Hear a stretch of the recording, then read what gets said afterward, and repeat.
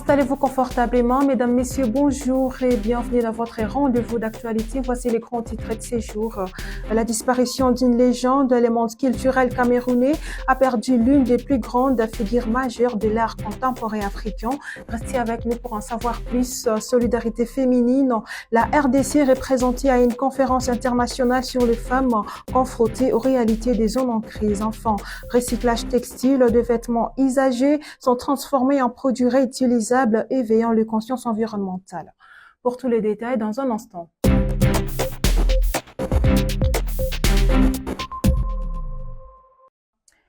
C'est une perte immense pour le monde de l'art africain. La curatrice d'art suisse-camerounaise Koyo Kuo est décédée samedi 10 mai 2025 à l'âge de 58 ans. Elle dirigeait les plus grands musées d'art contemporain africain et devait devenir en mai 2026 la première femme à diriger la Biennale de Venise. Un destin remarquable interrompu trop tôt. Nous vous laissons découvrir cette actualité.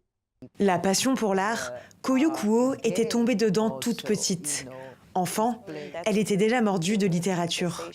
J'ai eu beaucoup de réprimandes à cause du fait que je me réfugiais quelque part dans la maison pour lire au lieu de participer aux travaux ménagers.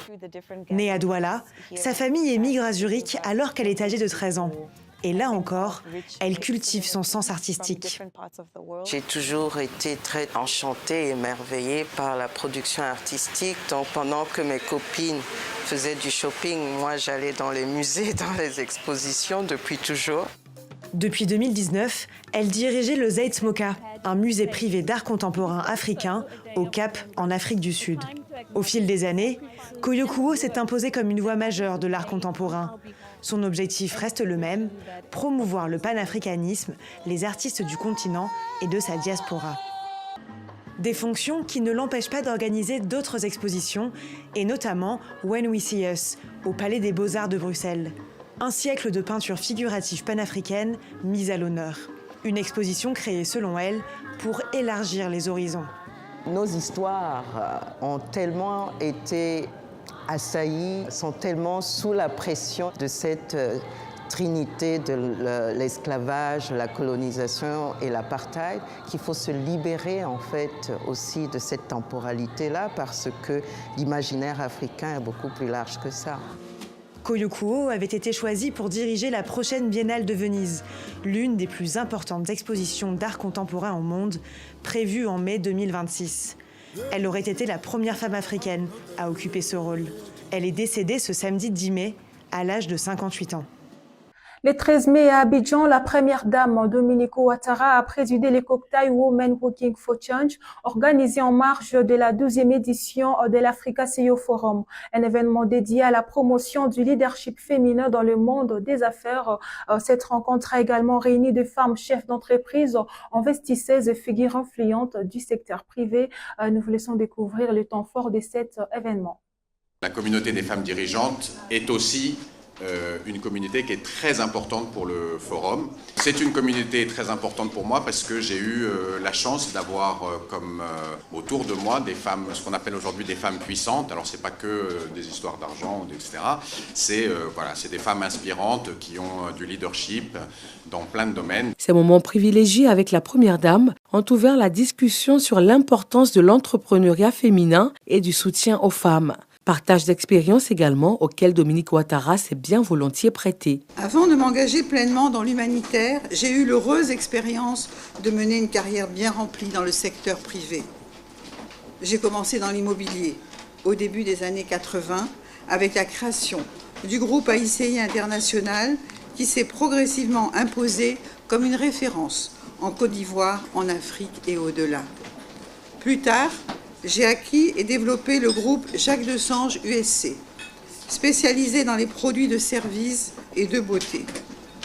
Ces expériences m'ont beaucoup apporté, notamment la rigueur, l'autonomie, le sens des responsabilités, mais surtout la conviction que la réussite n'a de sens que si elle est mise au service des autres. C'est pourquoi, au cours des années 90, j'ai commencé à m'investir dans des actions sociales en faveur des enfants vulnérables et progressivement des femmes en détresse. En 1998, j'ai fondé la fondation Children of Africa pour structurer et amplifier cet engagement social. Parallèlement, je suis restée impliquée dans mes activités professionnelles auxquelles j'ai renoncé en 2011 suite à l'accession de mon époux, le président Alassane Ouattara, à la magistrature suprême de notre pays. La First Lady ivoirienne a appelé à la solidarité active entre femmes. Au-delà de nos réussites individuelles, nous portons toute la responsabilité collective d'ouvrir la voie à celles qui viendront après nous. Je vous encourage donc, chères sœurs, à continuer d'oser, à entreprendre avec audace, mais aussi à tendre la main aux autres, car c'est en unissant nos forces, en partageant nos expériences, en construisant des ponts entre les générations que nous renforcerons notre place dans les sphères de décision. Et puis le 14 mai, la militante congolaise, Madame Annie Maudit, a représenté la République démocratique du Congo à Pretoria dans une conférence de solidarité sur les femmes, accès à la paix ainsi qu'à la sécurité. Lors de son intervention, elle a également souligné l'importance de la solidarité active entre femmes confrontées aux réalités similaires. Depuis le 13 mai, en Ouganda, l'industrie du café est en train de transformer la vie de plusieurs femmes. Elles arrivent à gagner en autonomie financière et s'affranchissent progressivement de la domination masculine. Cette avancée contribue à la réduction des violences conjugales. Nous vous laissons regarder. Dans l'est de l'Ouganda, le café fait vivre des milliers de familles. Mais jusque-là, les femmes, pourtant aux commandes de la production, n'avaient aucun contrôle sur les revenus. Cette réalité est en train de changer grâce à l'entreprise Bayaya qui mise sur une stratégie simple, valoriser le café livré par les femmes. Beaucoup de choses ont changé. Quand je grandissais, ma mère ne participait pas aux activités liées au café. Aujourd'hui, les choses sont différentes.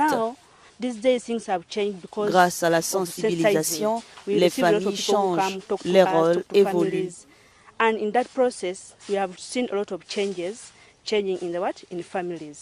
Derrière cette évolution, Merinda Nandoudou, une entrepreneure engagée qui rémunère 200 shillings de plus par kilo aux femmes productrices.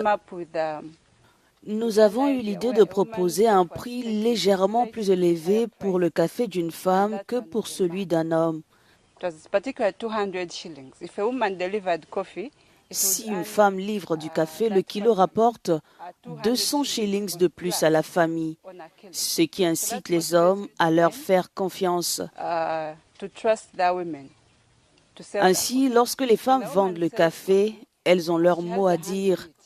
Elles savent combien elles ont vendu ce café et lorsqu'elles rentrent à la maison, elles peuvent s'asseoir et discuter. Et grâce à cela, nous avons vu une baisse des violences domestiques.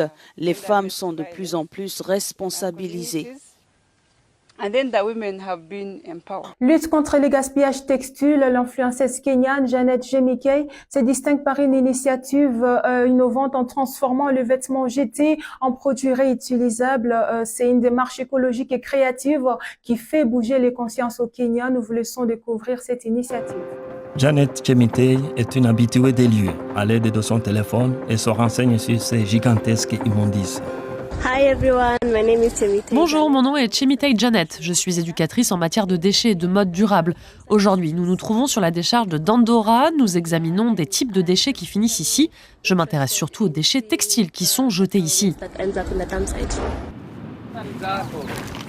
Avec ces vidéos, cet activiste écologiste veut sensibiliser les internautes aux problèmes causés par la fast fashion au mode express. Des vêtements bon marché produits en peu de temps et jetés tout aussi vite. Quand les gens voient mes vidéos, la plupart d'entre eux sont généralement choqués, en particulier ceux qui vivent au Kenya. En ce qui concerne Dandora, les gens savent qu'il y a une décharge ici, mais ils ne savent pas à quoi elle ressemble. Alors quand ils voient tout ce qu'il s'y passe, ils sont très curieux. Et la plupart d'entre eux réagissent en disant qu'ils veulent changer leur mode de vie. Janet Jemikey tente de convaincre les consommateurs de changer leurs habitudes. Elle touche beaucoup de monde sur les réseaux sociaux. Sa vidéo la plus populaire à ce jour a été vue plus de 10 millions de fois.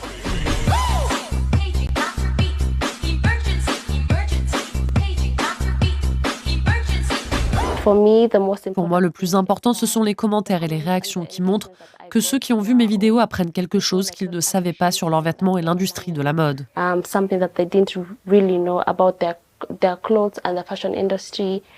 C'est toujours mon objectif quand je partage ces vidéos, parce que je veux que les gens apprennent et voient la réalité de l'industrie de la mode sur le terrain.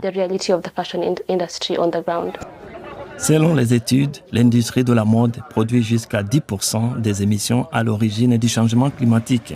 Dans les économies développées, l'offre est massive et largement excédentaire, ce qui signifie que d'énormes quantités de textiles sont ensuite envoyées dans d'autres pays tels que le Kenya. Cette situation inquiète les chercheurs. L'une des solutions proposées par Janet Chemitei dans ses vidéos est de traiter nos vêtements avec plus de soin. Elle cherche régulièrement des pièces intéressantes sur le marché de vêtements d'occasion de Gikomba et montre à ses followers comment les recycler sans trop d'efforts. J'achète des vêtements de seconde main pour freiner la tendance des marques de vêtements peu durables, selon laquelle il faut produire plus pour répondre à la demande des consommateurs.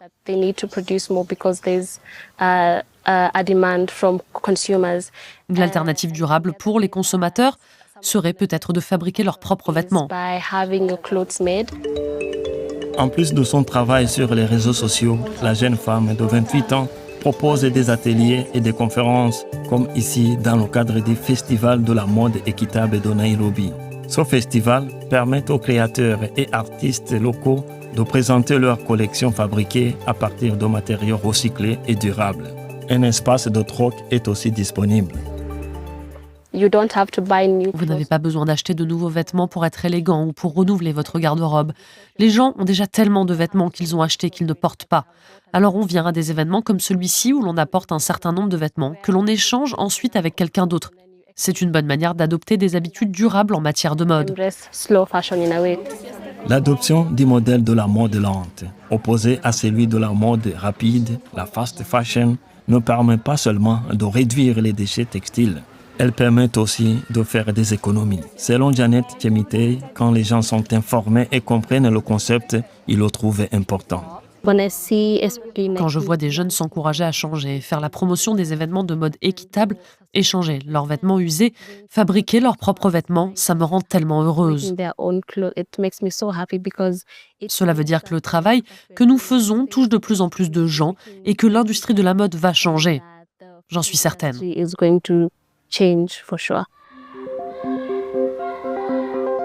Et ça pourrait même devenir un passe-temps. Au lieu d'acheter un nouveau vêtement, Janet le confectionne elle-même.